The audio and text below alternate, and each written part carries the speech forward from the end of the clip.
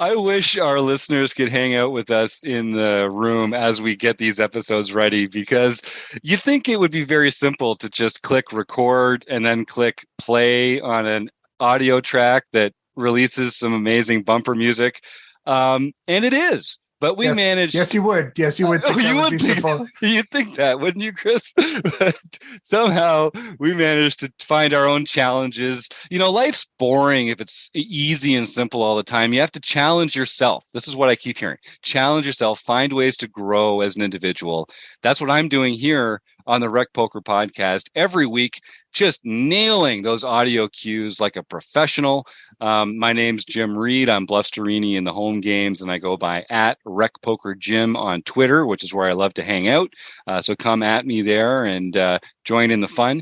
If you don't know about Rec Poker, thanks for listening. First off, we're a group of very enthusiastic recreational amateur poker fans. We love playing poker. We love learning about poker. We love talking about poker. Chris Jones might be obsessed to the point of not quite having a healthy relationship with poker. It's what we love. We're very passionate about it. We love sharing that love with the world. And that's what we do here at Rec Poker for recreational poker players who like to have fun. So I got to thank our sponsors like the Running Aces Hotel Racetrack and Mark Prashon over at website AMP, because most of what we do here is free. Like I say, we're a largely volunteer organization, and having the support from sponsors like that makes all the difference in the world. Having our premium members who chip in $15 a month every month to help us keep the lights on and to keep bringing all this amazing stuff that we do in the forums and the website, on Discord, on YouTube. It warms my heart every time we get a chance to get together and talk poker. So I'd like to introduce some of our Wrecking Crew members. These are the core team that are involved in a lot of the content creation and curation here at Rec Poker. They're very involved. They're fanatics. They're zealots, and we love having them on the team here at Rec Poker. And if you want to find out more about them, you can go to rec.poker/crew, or you can just listen up because you're going to meet a few of them right now.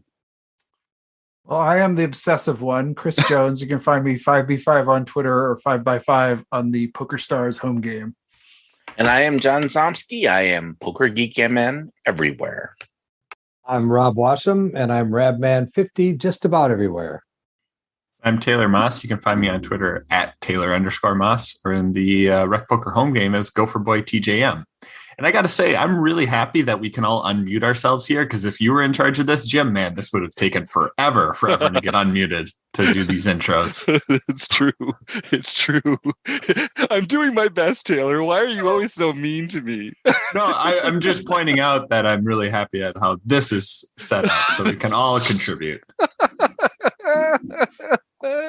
Yes. Well, it takes a village over here, and we have a little fun along the way.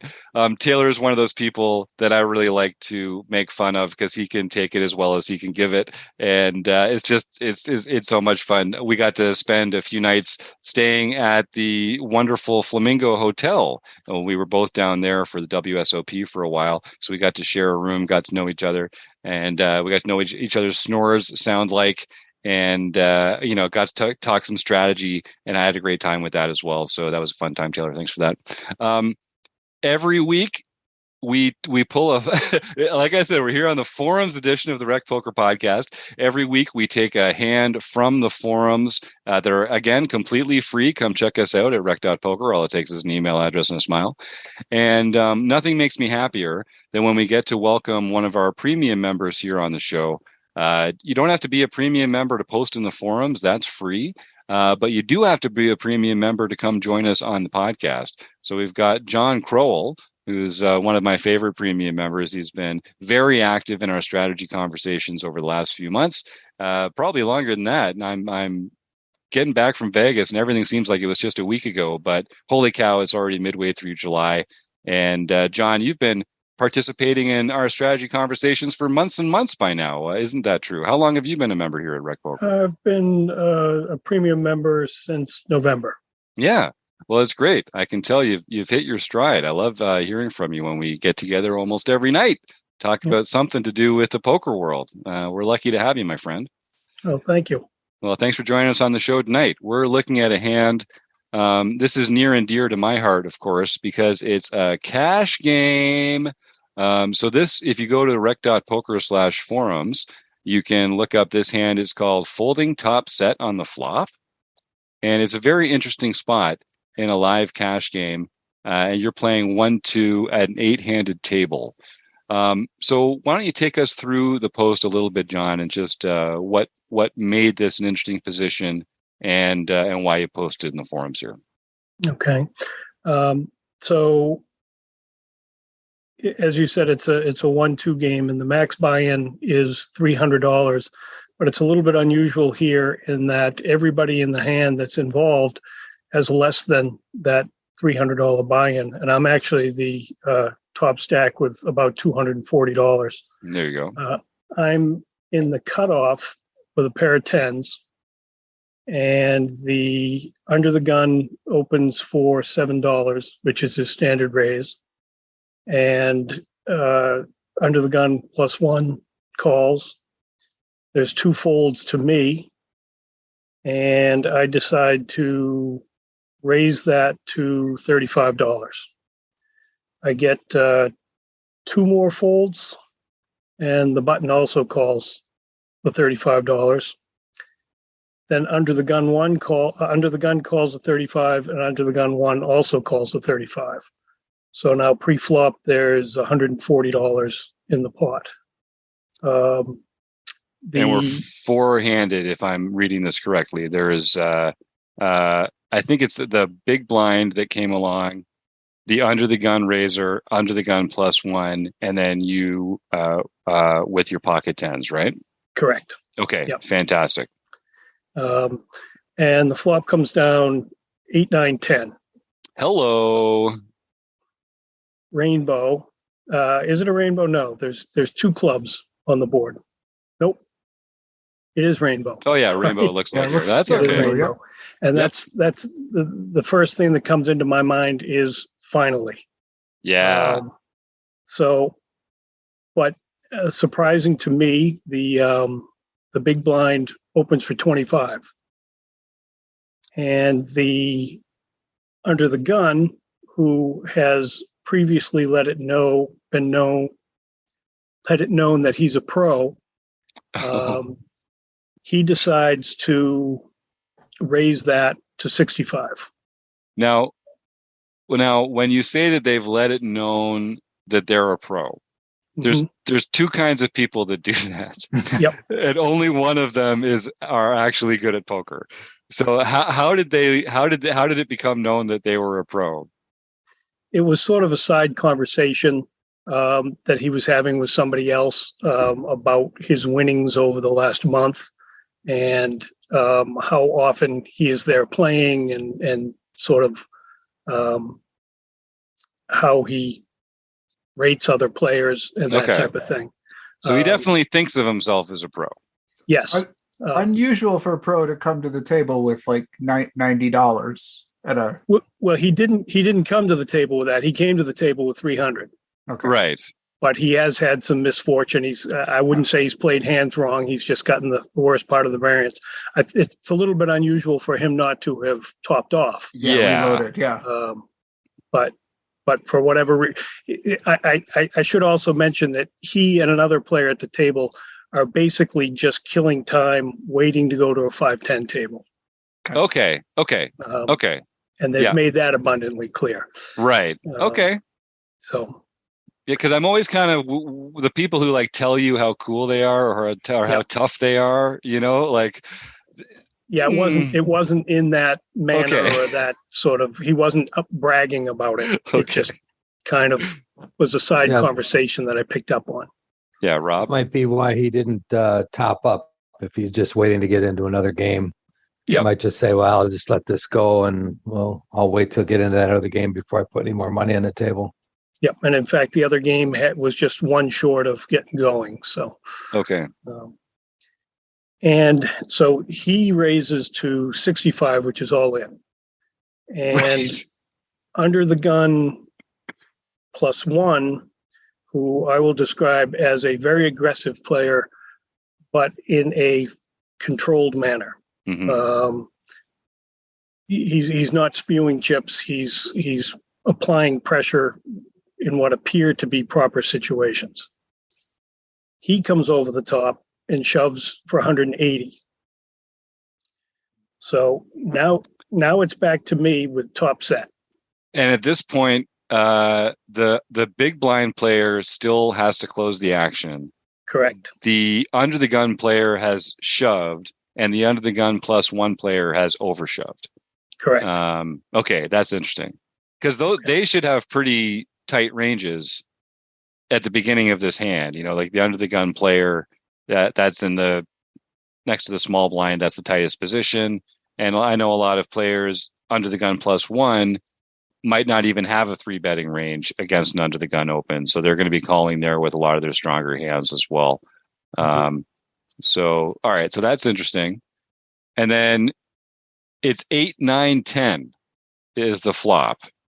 And I mean, we all love flopping sets, but there is an element of really, you know, did of all the flops, of all the boards that have a 10 on them, did it have to come 3 to a straight on there? I'm sure that's exactly what was at the forefront of your mind in this moment. Yeah. From my type of play, I would not have made that second all-in, that $180 all-in bet without having that straight. Mm-hmm. Now, that's not saying that better players than me couldn't make that bet. But in my mind, I was sure that at least one of the two of them had that straight. And if they didn't, I still had the big button, the big blind behind me, who also possibly had that straight because he opened, albeit for a small amount into a big pot. But that's a good point, because they could also have the 6-7 for the bottom side of that. Like that's definitely within their range. And when you think about their position at the beginning of the flop, all their information is that these other hands have opened and you've 3-bet. So for them to choose to lead into this pot, that does indicate a lot of strength. That's a good point. Yep. Yeah.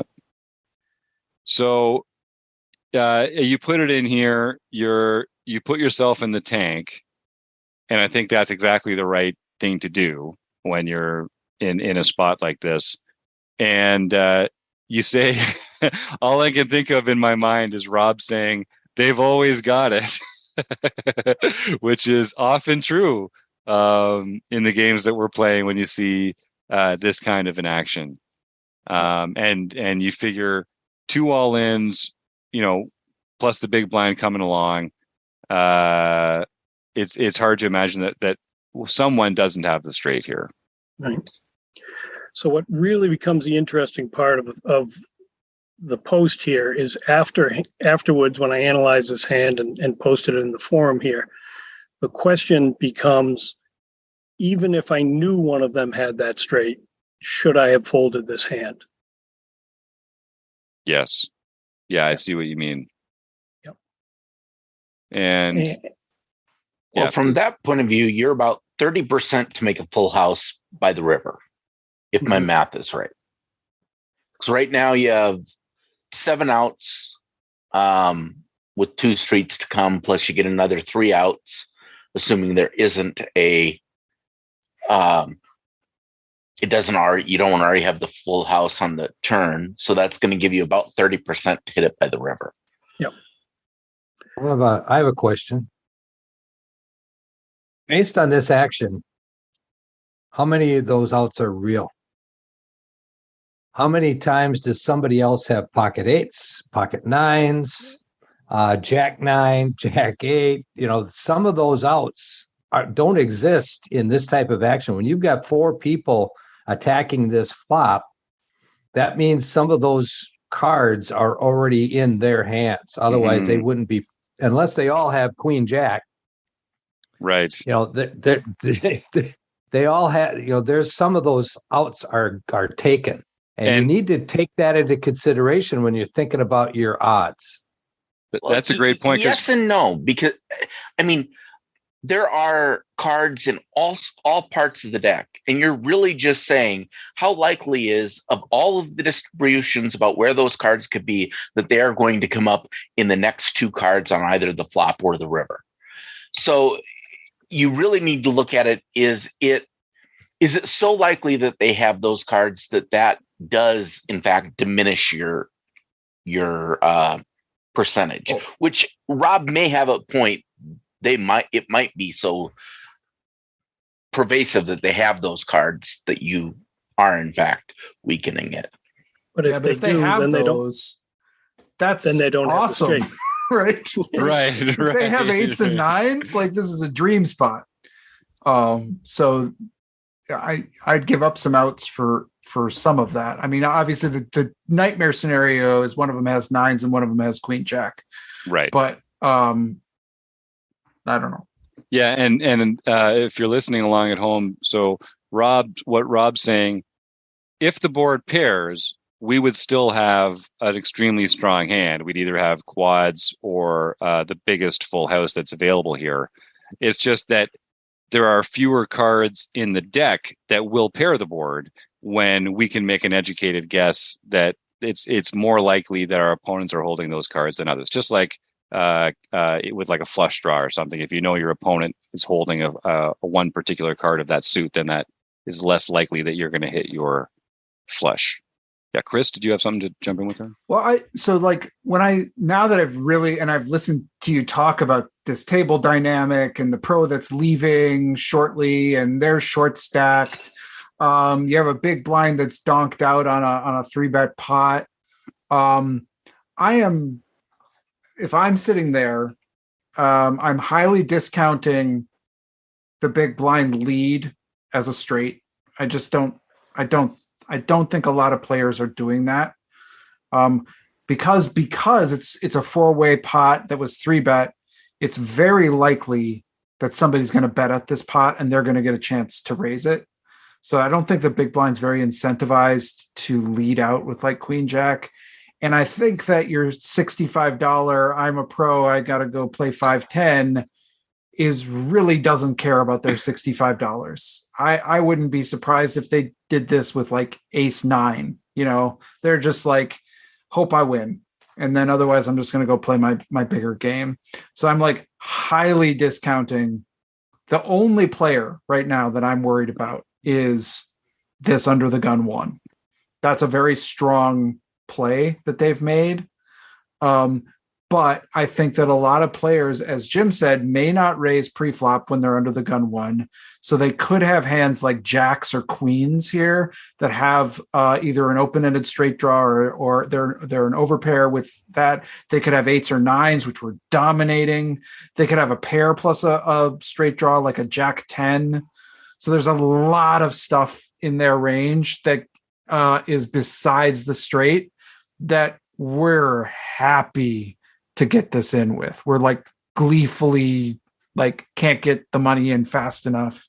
And so if they can have any of that, which I think they can, then I think we have to go in ourselves. Now, if it's a type of player that I'm just like, they're only doing this with the nuts, that's just it, they just have queen jack, then I think it is a tougher decision. But I think maybe we still have to make the call because there's so much money in this pot now, so much dead money. I think we're definitely ahead of the big blind and the under the gun player. So I think we probably still have to, even if we knew they had only the nuts. Yep. Yeah. Rob, did you have something there? I was just going to say there's no possible way I would ever fold this. I would, especially in a 1-2 game. The players are just so loose in these 1-2 games that I know that, like Chris said, it doesn't necessarily have to be the nuts that they would be doing this with. And no matter what, you're going to have redraws to the virtual nuts. So I don't know that I could ever give this up in a cash game, something in a tournament situation where, it's you're the big blinds are going down and you're in a place where you could conserve your stack versus what's going on. There might be situations there where I would fold, but in a cash game, I don't know that I could ever fold top set unless it was a monotone flop. If it was 8, 9, 10, all of one suit, then I might be more inclined to just say, okay, I have to give this up. There's too much going on here. But with this rainbow flop, I'm putting my money in. I'm trying to stack somebody. John Somsky? I'm kind of in the same route where in this situation, I don't think I could fold. If the stacks were larger, so that had to put $800 in instead of the 200, and the same action, there's a shove before you and lots of other action, then I think you could probably fold it then because your price isn't as good. Taylor, did you have something? Or yeah, sorry, John. Yeah. What really happened here is I fell victim to a pretty standard amateur flaw, and that I didn't want to go home. Yes. I had driven to get up there. I had only played for about 2 hours. I usually can play all night on that one buy-in.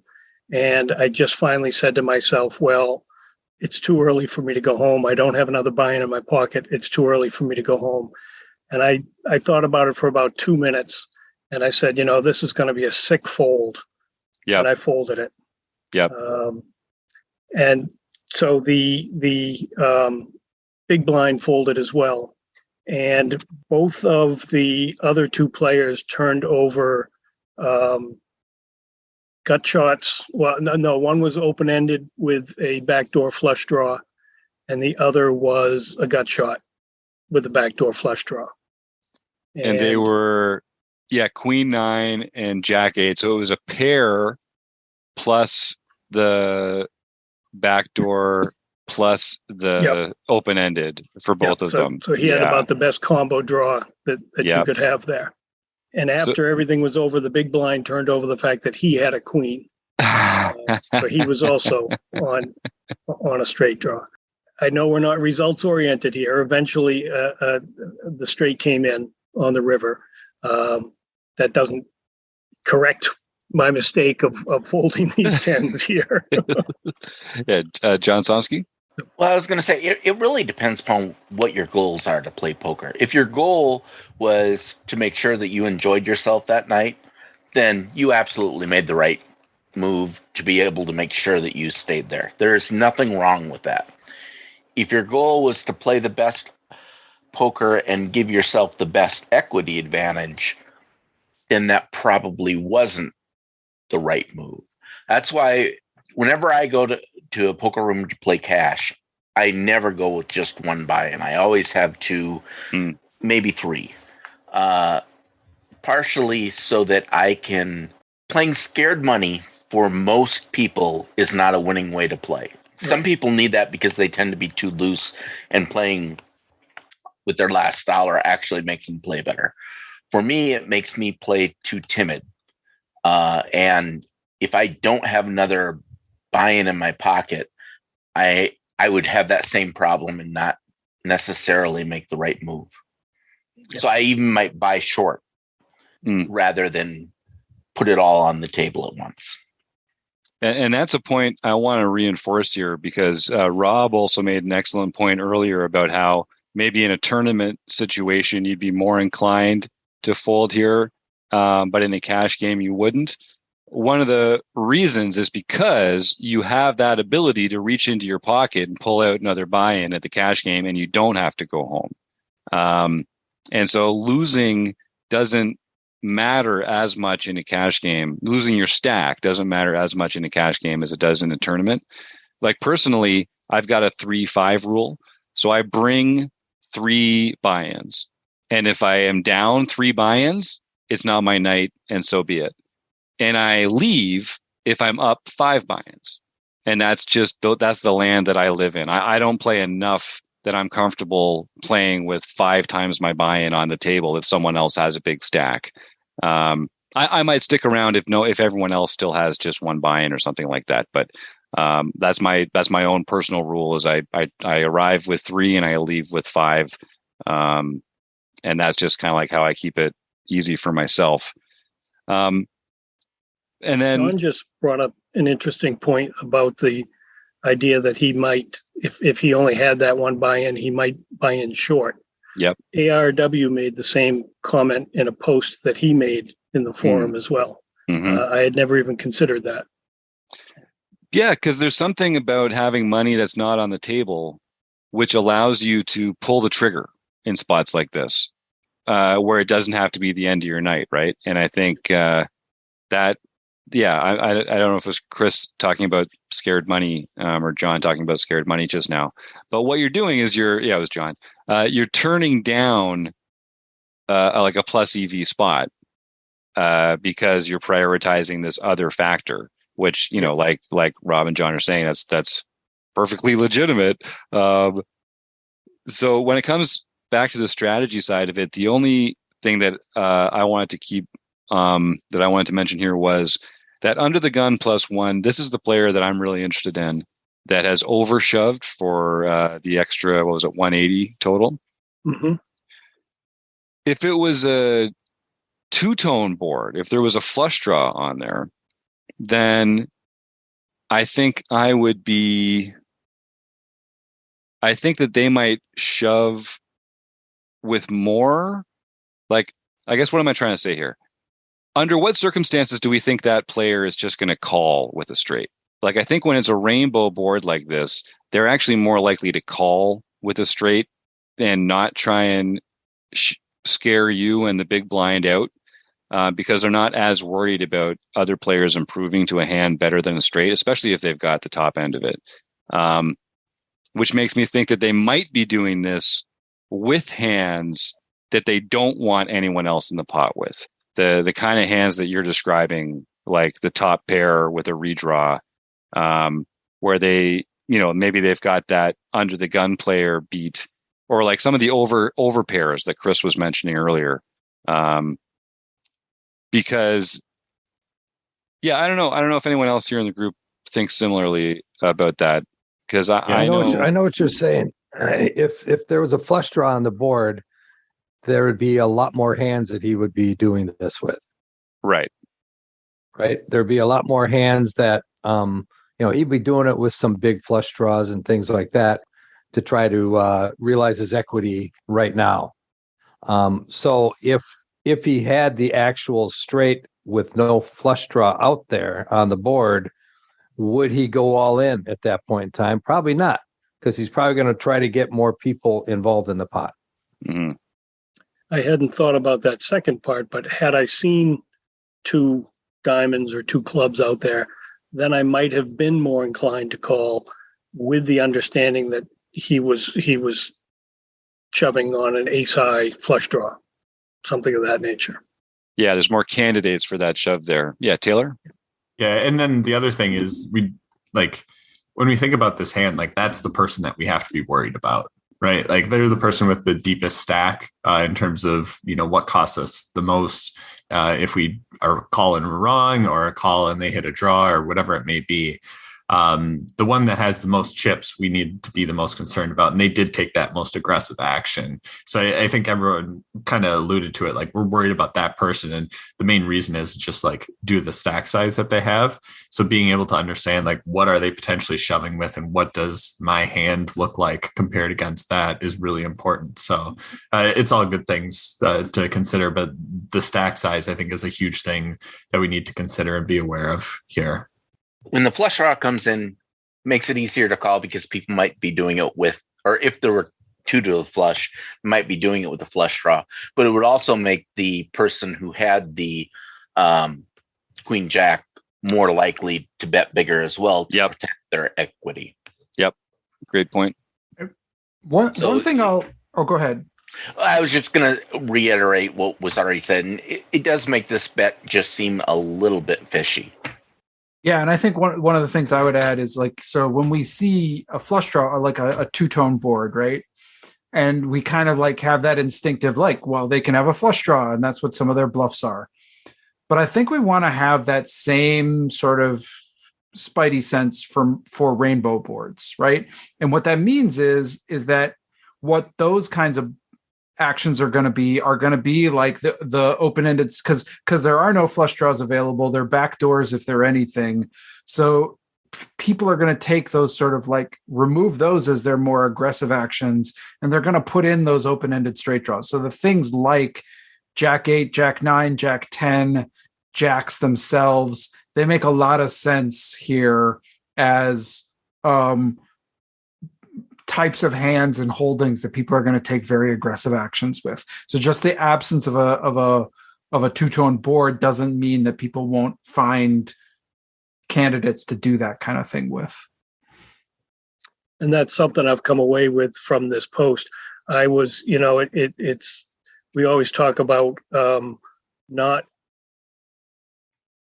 putting the opponent on exactly what you play, but trying to figure out what they would play.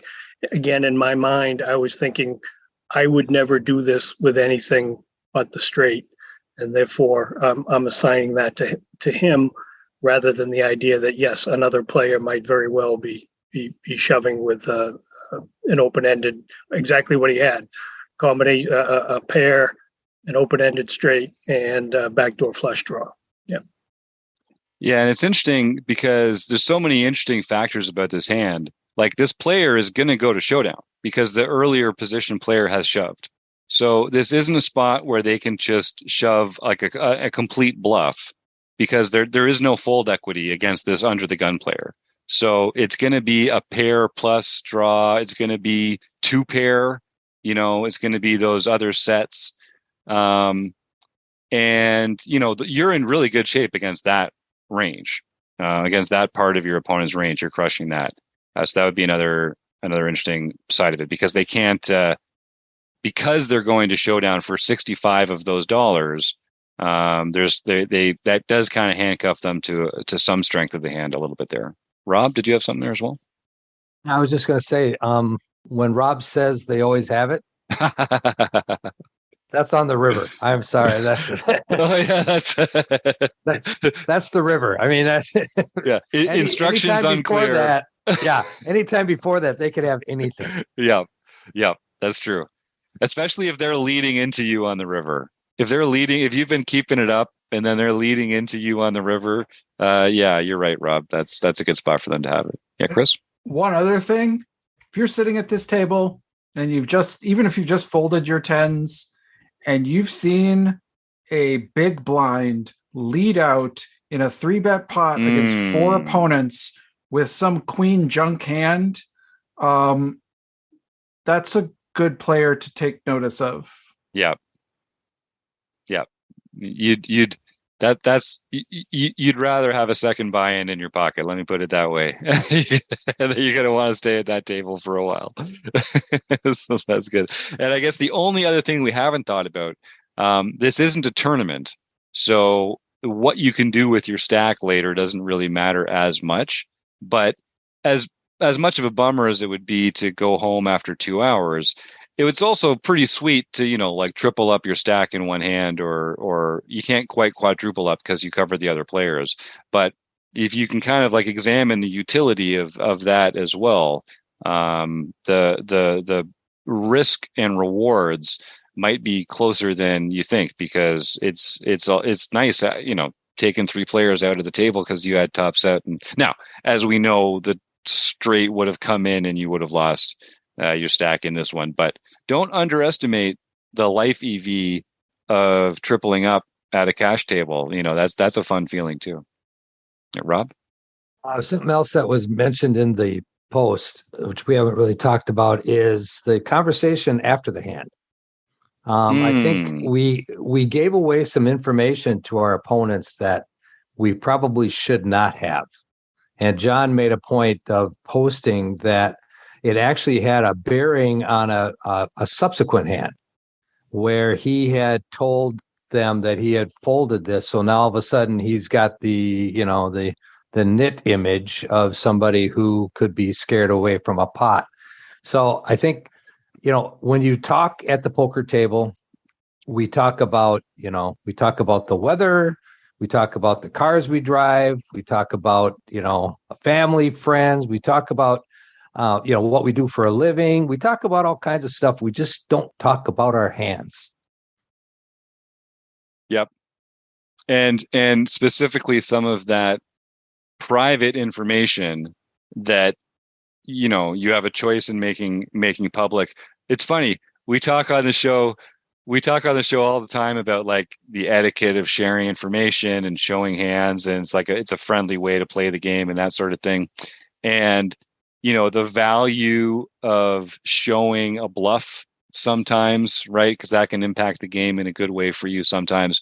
But the one thing that comes up often is the one thing you don't want to show is a really disciplined fold. Because it kind of does create this sense that, whoa, this guy's capable of folding, which is a rare tool. Like I think it's good for that you are looking at spots to find these disciplined folds when the action tells you that everyone has it. So, we can calibrate, how to read the action differently or something like that. But, I would say just don't show, don't tell, let them wonder.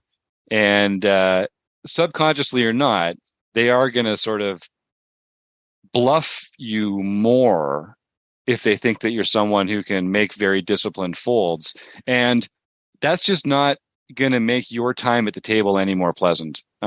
Generally, it depends on everyone's playing style. But if people are going to bluff you more, that's generally going to put you in a less comfortable position in the long run at that table too, because you're just going to have to make tougher decisions.